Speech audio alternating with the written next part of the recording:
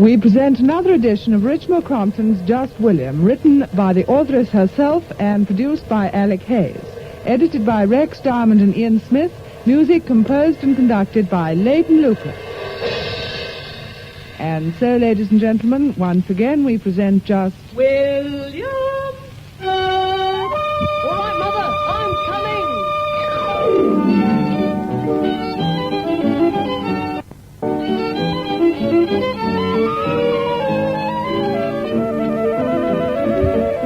Once again, our story opens on a Saturday.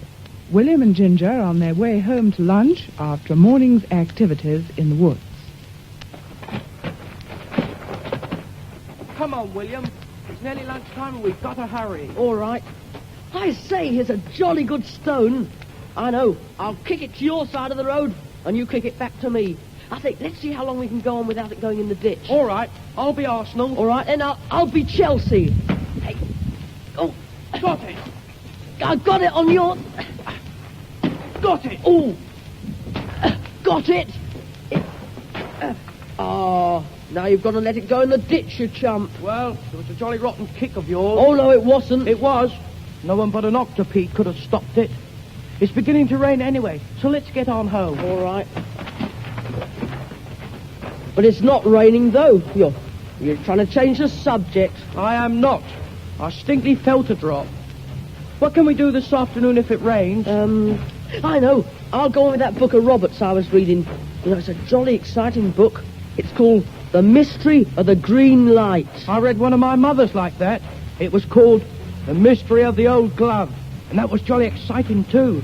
The man in it murdered 3 people before he was found out. That's nothing. The man in this book of Roberts has murdered 5 already. And I've only got to page 33 and he's not been found out yet. You know, Ginger, I've been thinking. Yes? Well, I've read a lot of those mystery books lately. And it's made me wonder whether anyone ever dies natural. Yes, I see what you mean. I mean, all those people what murder people in those books are just ordinary people what you never think were murderers. And, well, they go on murdering and murdering and murdering. What do you think they do it for? Well, it stands to reason a murderer's got to go on murdering just to keep in practice, doesn't it? Same as golf or tennis and boxing and... But the police always get them in the end, don't they? No, they don't.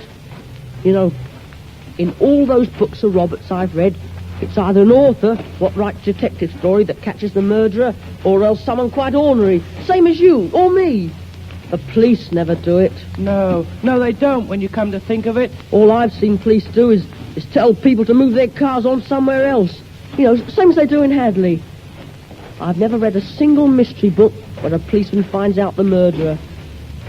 I say, Ginger. Yes? I bet I could find out a murder if I got a chance. I bet with all these mystery books of Roberts I've read, there isn't a single way of finding out a murder that I don't know. Well, I don't see how you're going to get a chance, William, because there aren't any murderers round here. I bet there are. That book I read called The Mystery of the Red Gables, it was just an ordinary village, same as this. And the murderer was a man what was president of the football club and church warden, same as Colonel Messiter. And, gosh, that's a funny thing. What? Well, look, we're passing Colonel Messiter's house now, and, well, it's a funny thing, but the murderer in this book lived in a house with red gables on it, too. Aesop wrote gables, didn't he, William? No, you chump. Gables is sticking out things on a house. Well, look, there's one on Colonel Messiter's house. Yes, but that doesn't mean he's a murderer, William. Well, maybe it doesn't, but, well, it's funny, that's all. He can't be a murderer, William, because no one's been murdered round here. Well, how do you know they haven't? He might have murdered people passing the house and just buried them in his garden or in the compost heap or something. Well, why should he anyway? I keep telling you a murderer's got to keep in practice. Look, there he is in the garden with that niece of his. You know, the one that Robert's keen on. Look, they're coming along that path that goes close on the other side of the hedge. I say, Ginger. Yes?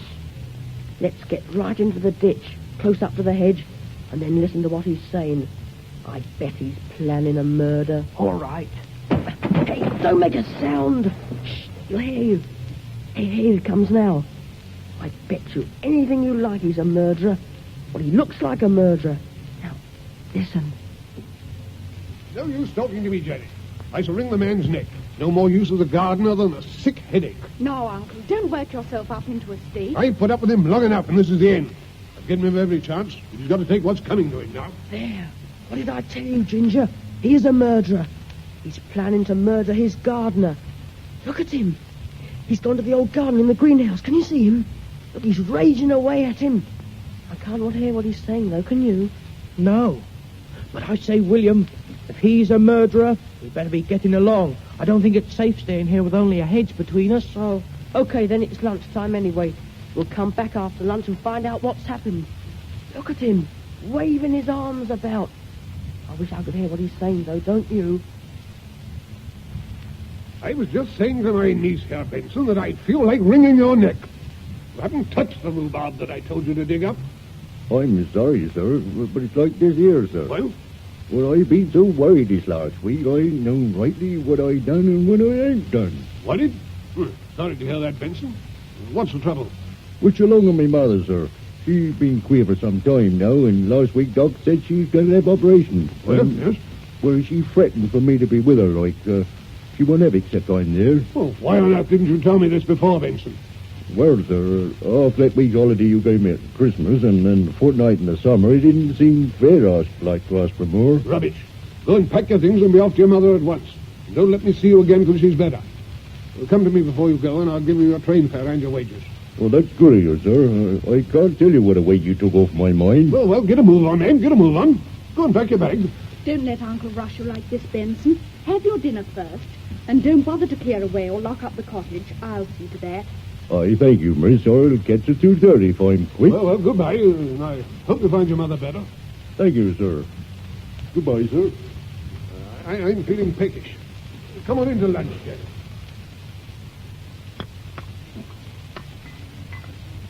Now, hurry up with your lunch, William. Don't look so worried. All right, Mother. But I jolly well got things to worry about, though. I'm glad to see that your mental anxiety hasn't impaired your appetite, my boy. His appetite? Golly, he's eaten quite half the pudding. Now, leave him alone, Ethel. Only half? Well, what's happened to you, William? You're losing your grip. It's all right for you to make fun of it, Robert. But I've got to build up my strength. I may be going to the jaws of death this afternoon. Oh, I should think you'd be a match for the jaws of anything. But I don't jaw as much as you do. I bet that... Don't talk with your mouth full, William. All right. You going to play golf this afternoon, John? No, my dear, I want to get my onion sets in first. Then I'll go along and see Messiter and fix up a round for tomorrow. Oh, would you like me to fix it up for you, Dad? Huh? Well, I was thinking of taking a stroll in that direction. Now, I wonder what you're going round in that direction for. Well, just a bit of exercise, you know. Yes. I suppose you wouldn't be going to see Janet, would you, Robert? Well, No. It's all right, my boy. I'll do it myself. I never like making arrangements for a third person. Right. It'll be good to stretch my legs after stooping over those onion beds all the afternoon. I say, if you're going to Colonel Messiter's, Dad, you ought to be jolly careful. Oh? Why? What are you talking about, William? Well, I'm afraid I can't tell you. But if you knew the things that I know, that you'd be jolly surprised. They'd turn your blood to ice, same as that man in Robert's book. Can I have a second helping of pudding, please, Mother? No, dear. You've had 2 second helpings already. Oh, well, can I finish the custard then, please? Oh, very well. You know, if you'd add arithmetic to this mysterious knowledge of yours, William, you might know when you've had 3 helpings and when you've only had 1. I've got more important things to do in my brain than counting helpings of pudding. You know, Robert. Yes? Well, it's been funny to me, but you reading all those books and not me seeing what's going on next door to I me. can see only too well what's going on next door to me. And I can hear it, too. Oh, William, do try to eat more quietly. Well, don't say that I didn't warn you, though, Robert. Good afternoon, Mrs. Brown. Oh, hello, Ginger. I've called for William. I'm sorry if I'm too early. No, you're not. I've just finished. Can I go, Mother? Yes, William. Now, don't get yourself into a mess, will you? Of course not, Mother. Come on, Ginger. There. I say, did you write that message to your mother, same as we said, Ginger? Yes, I did, William. I left it on my dressing table. What did you say? I said, if I'm not home for tea, Colonel Messiter has murdered me. Gosh, that's poetry. Oh, what's it matter? I'm going to make mine more exciting than that. I'd write it in blood, but, well, the last time I wrote something in blood, it got all over my shirt. And my mother went on about it all the rest of the day. Have you got a pencil? Yes, but the point's broken. Have you got a knife? Oh, well, give it to me. I'll chew another.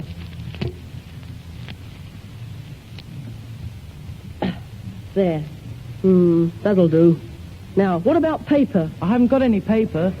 I wrote mine on the bag that my bullseyes were in. It was a bit sticky, but I don't suppose that'll matter. I put the bullseyes loose in my pocket. Have one. Oh, thanks. Seems more pocket than bullseye about it. It's all right when you've sucked it a bit. Oh, all right then.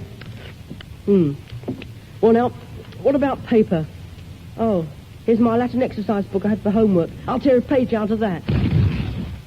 Now, let's think what to put. I know. I am going into deadly danger. Yes, but how do you spell deadly? D-E-D-L-Y, of course. I knew it was. I'd just seen if you knew. Well, now. I am going into deadly danger. If I do not return, tell Scotland Yard that Colonel Messiter has wrung my neck. That's not very exciting. All right, I'll add a bit more. Has wrung my neck and disemboiled me. That sounds a jolly fine message now. It is. Okay, well, we better read it over and see if it's all right. You read it, Ginger. All right. Very poor work. Oh, don't be a chump. That's not part of the message. That's part of my Latin exercise. What on Marky always puts at the end. This is sort of, well, signature tune. Oh, well, don't let's bother about it anymore. It's a jolly good message anyway. I'll shove it on the hall stand. Now, there, that's got it. I say, you know, I tried to warn them at lunch, but, well, they wouldn't talk about anything but eating. I know. They're jolly greedy, our grown-ups. I've often noticed it. Oh, well, we better be getting on, haven't we? Yes. Of course, we don't actually know for certain he is a murderer yet. Of course we do. We heard him plotting to murder his gardener, didn't we? We've got to go now and see if he's done it. And if he has, we've got to prove it was him that did it. Same as those people do in the books. Come on, we don't want to waste any more time. Come on, Ginger. Tell you what, race through to Colonel Messiter's. Okay. Come on.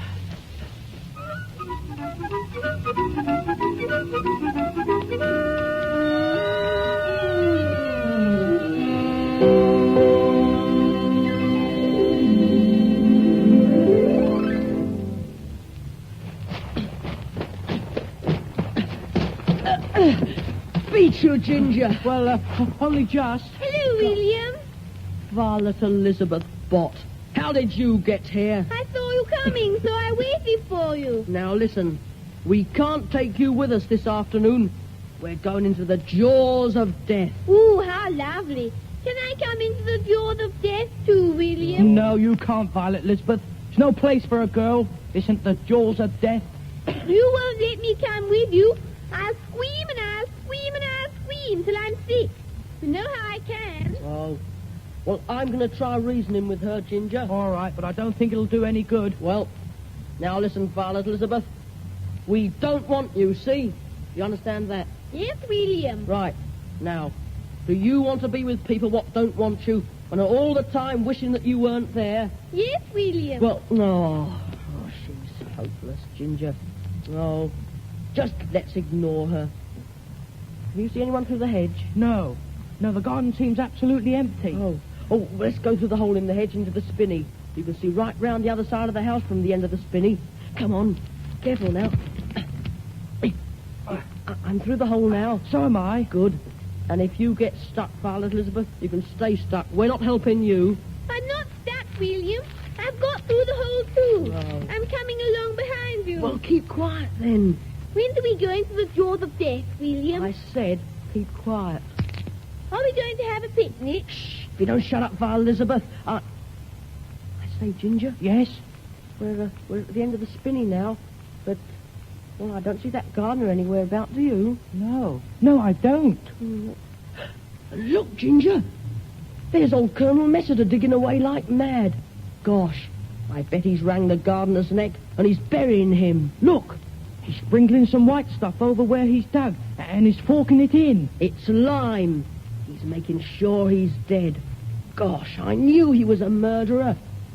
You see, lime's poison, and, well, you know... I've often had lime juice, William, and it's never poisoned me once. Oh, I wish it had. And shut up, Violet Elizabeth. What's he doing now, Ginger? He's planting rhubarb plants. Oh, gosh, yes. I say, that's jolly cunning. That's so that when the police come, he can just pretend it's just an ordinary rhubarb bed. Are we sure he's murdered him, William? Of course we are. We heard him plotting to do it, and, well, now he's not anywhere about, is he? Perhaps it's his afternoon off. No, it isn't. His afternoon's off's Wednesday, because I know. Well, what are we going to do? We better be jolly careful not to get murdered ourselves, you know, William. There's trifle for lunch tomorrow, and I don't want to miss it. Now, look, we've got to think out a plan. Let me think a minute. Well, I think too, William. No, I couldn't if you tried, Violet Elizabeth. You want a brain to think with. I got it, Ginger. Yes, William? Well, in one of those mystery stories I read, well, there's a man what caught the murderer in the end, disguised as himself as the man what had been murdered. Yes. Well, he came out of the house of the man what had been murdered and said, "Do you know me?" or something like that in a hollow voice. And the man what had murdered the man was so scared that he confessed to everything. And this other man had some other man hidden what took down what he said, and, well, that counts in law, so he got hung. Yes, that's a jolly good idea. Well, come on, then. Look, that's the gardener's cottage, just next to the garage. We'll go into that, and I'll disguise myself as the gardener. And then I'll come out of the door and say, "Do you know me?" in a hollow voice. And old Colonel Messiter will be so scared he'll confess. And you and Violet Elizabeth can write it down and well, we'll arrest him. Yes. You say something when you arrest them, William. Something like, everything you say will be taken down and used in reference against you. It's something like that. Well, that sounds all right to me. Can I say that, William? Yes, all right. What can I say, William? You can't say anything. You just write down what he says when he confesses. Will you rule lines for me to write in, please, William? Oh, shut up. Now, the first thing we got to do is to get into the gardener's cottage without old Colonel Messiter seeing us. When do we start going into the jaws of death, William? Oh, you'll start jolly soon if you can't keep quiet, Violet Elizabeth. Look, William. Colonel Messiter's going into the tool shed. He's gone in. Gosh. Come on, let's make a dash for it. Quick. Come on. Okay. Shh. Wait for me, William. Be quiet, you. Gosh, that's a jolly lucky escape. Look, he's just come out again, see? Good thing the door wasn't locked. Oh, isn't this a dear little kitchen? It's just like the three bears, isn't it, William? Look, William, his lunch things are still on the table. Yes, well, that's proof, isn't it? Old Colonel Messiter must have come in and wrung his neck when we was having it, when he was having it, and then took him out and buried him. Well, now we know we've got to do something about it quick. He's left a bit of bread and cheese. I better finish that up, hadn't I? Oh, look, there's some sweeties in this little jar. Well, if he's murdered, he won't want those, will he, William? There's just 4 each and 1 over. I'll have that. Look here. What do you two think this is? A murder or a picnic? No, I'll have the one that's left over. It's me what's running the most risk. All right, William. Anyway, they don't belong to anyone now the gardener's murdered, so we better eat them to stop them going bad. I wonder what's in this tin. Gosh, biscuits. It is just like the three bears. So these ought to be porridge. Have a biscuit, William. They're jolly good. What I feel is, if we're going to get murdered, and you never know, I'd like to have a meal first. Thanks. Not bad, are they? And after all, they sort of belong to us now. Yeah. Well, actually, though, they belong to the next of kind. What's that, William? No, I'm not quite sure. I came across it in one of those books. I think it's the name of the person what a murdered person's things belongs to. Sounds a jolly queer name to me. Sounds sort of foreign. Oh, come on. We can't waste any more time with every minute. It's a matter of life and death. Look, have you got a pencil to take down his confession, Ginger? I got that one I used for your note, but the point you chewed broke off. Oh, well, don't be so helpless. Chew another. All right.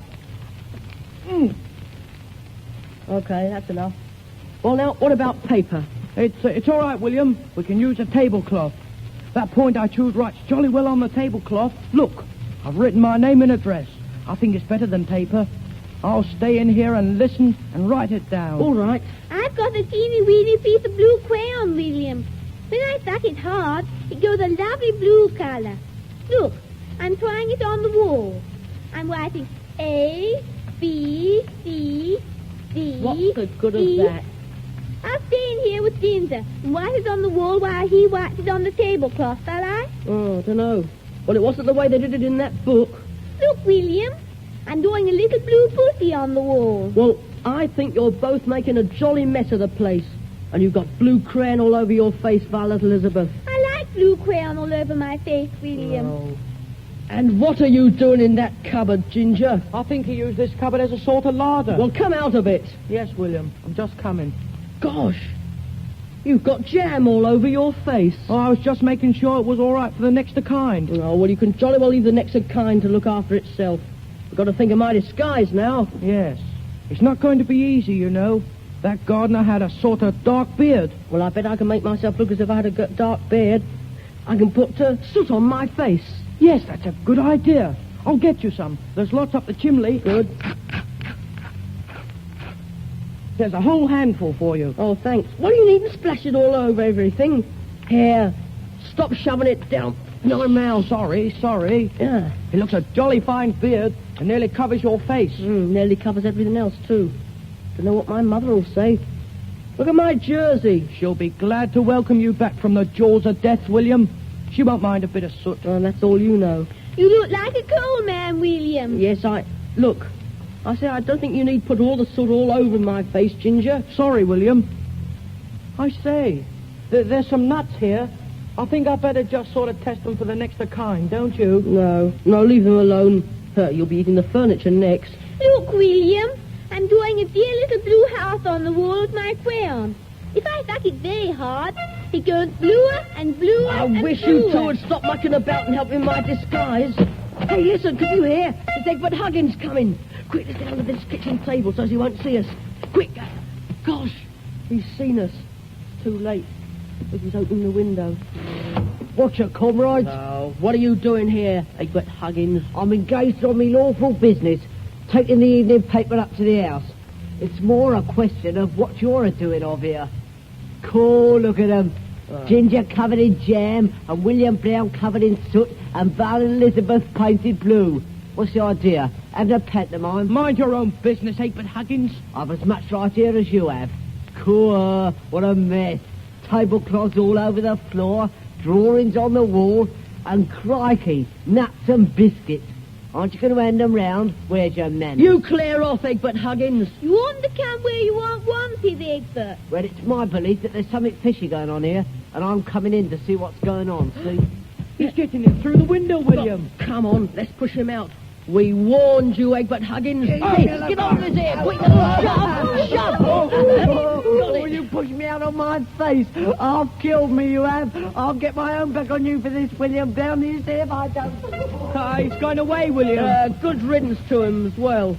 Well, come on. We're not going to waste any more time. Now, look, you got to stop all this messing about. Stop drawing on that wall, Violet Elizabeth. Yes, William. I was only putting some smoke coming out of the chimney of my little house. Well, don't. Now, I got to find some clothes for my disguise, and then we'll wait. We'll wait till he comes out, and then, I'll go out to him, and I'll say, "Do you know me?" in a hollow voice, like this. "Do you know me?" Is that hollow enough? Yes, that's jolly hollow.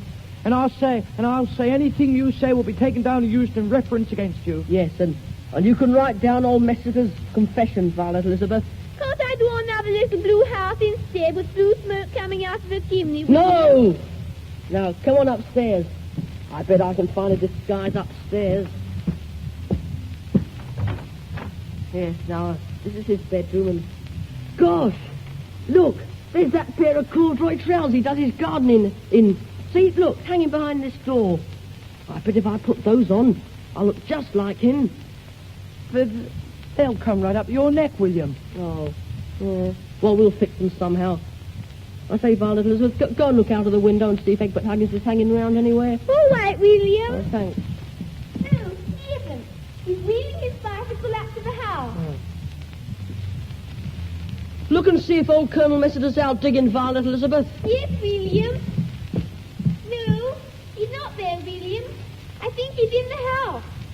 Yes, I can just see into his window through the trees. There seems to be some other people there with him, too. Oh. Then we'll say 2:30 on the course tomorrow afternoon. Shall we, mister? Well, that will suit me excellently. Yeah. I should be glad of a game. My gardener's gone to visit a sick mother, and I've spent the afternoon getting my rhubarb plants in. Yes, I've been putting in my onion sets. Back aching well, isn't it? Yes, but good for one. Gets the circulation going. Ah, here are Janet and Robert. Hello, my dear. Good afternoon, Robert. Good afternoon, Colonel. Hello, Dan. We've had a lovely walk. Yes, right through Crown Wood and back by the river. It's a marvellous day for walking. Did you see William and Ginger, did you? No, why? Oh, Crown Wood is one of their weekend haunts. You couldn't have missed them if they'd been there. William and Ginger have a way of making their presence felt over a radius of 4 or 5 miles. I think you're very hard on William, Mr. Brown. He's a great friend of mine. Oh, well, he's behaved much better lately. I think he's really improving at last. Who's that boy going past the window? It's only Egbert Huggins. He's bringing the evening paper, I suppose. On time for once. He generally brings it about midnight. What on earth's he knocking for? He generally puts it through the letterbox. Well, I'll go and deal with him, shall I? Thank you, Robert. Intolerable nuisance, that boy. Yes, the Colonel's evening paper. I want to speak to him. I've got something very particular to tell him. What's that? I want to speak to you, Colonel. I've got something very particular to tell you. Well, come on in, then. Come on in. Wipe your feet on the mat and don't waste any more of my time than you can help. Very good, sir. Well, what is it? Well, it's like this here, sir. There's burglars are burgling your gardener's cottage. What do you mean? Well, I passed it on my way up, sir, and I see them through the window. Rifling the old place they was, sir. Turning it upside down. Good heavens. How many of them were there? There was 3 of them at it, sir. Good Lord. Shall I ring up the police, Uncle? No, Janet, no, that'd mean a longish delay and the men might escape.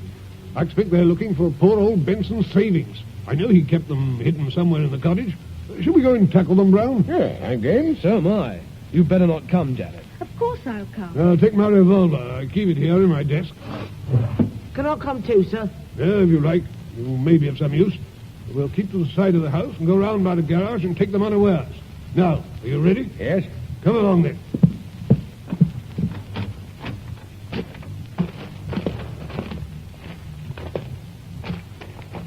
We must keep as quiet as we can.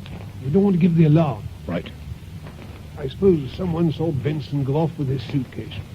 Well, we told him not to bother to lock the place up. We were going to see to it. You all right, dear? Of course I'm all right. What's the matter with you, Egbert? Oh, nothing, sorry. I just got a bit of a cough, like. You know, it's me lungs. Here we are. No one in the kitchen. But, good Lord, it's certainly been ransacked. Look at it. Good heavens, yes. Drawers turned up, tablecloths all over the floor. They've certainly been searching for his money. They've been searching the chimney for it, too. Look at all that soot on the hearthrug. Yes, they seem to have had a meal as well. Look at the scribbling on the wall. Whatever does that mean? Listen. There's someone upstairs.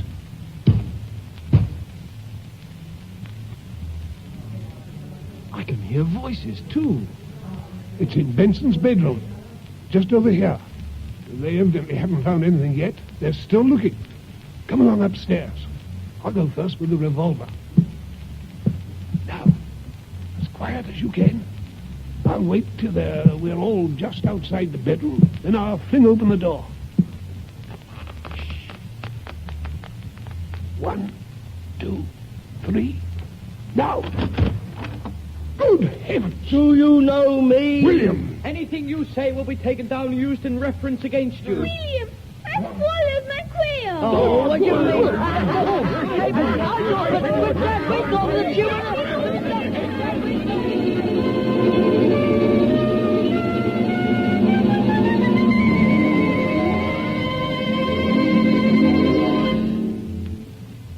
The artists taking part in this week's recorded edition of Richmal Crompton's Just William were as follows. William was played by John Clark, Mr. Brown by Gordon MacLeod, Mrs. Brown, Betty Bowden, Ethel, Rosamond Barnes, Robert, Harry Locke, Ginger, Tony Stockman, Violet Elizabeth, Jacqueline Boyer, Egbert Huggins, Michael Deere. Colonel Messiter, Sidney Monkton, Janet Messiter, Marjorie Bardsley, and Benson the gardener, John Fennell. The script was...